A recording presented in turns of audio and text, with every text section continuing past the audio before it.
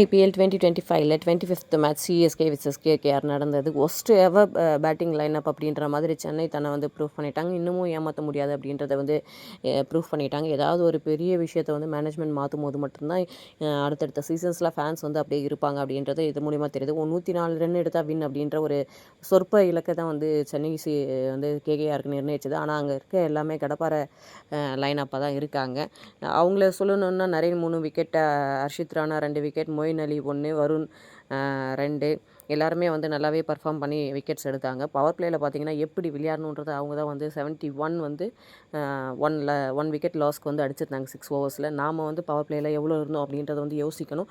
இன்னமும் வந்து நம்ம கண்ணை மூடிக்கிட்டா இருண்டுரும் அப்படின்ற ஒரு இதில் தான் நம்ம இருக்கோம். அதே போல் வந்து அவங்க 107க்கு 2 விக்கெட் மட்டுமே இழந்து டார்கெட்டை வந்து ஈஸியாக அச்சீவ் பண்ணிட்டாங்க. இது எவ்வளோ பெரிய ஷேம் அப்படின்றது தெரியல. இவங்களுக்கு தெரியுமா இல்லை நாம் சொல்லி தான் தெரியணுமா தெரியல.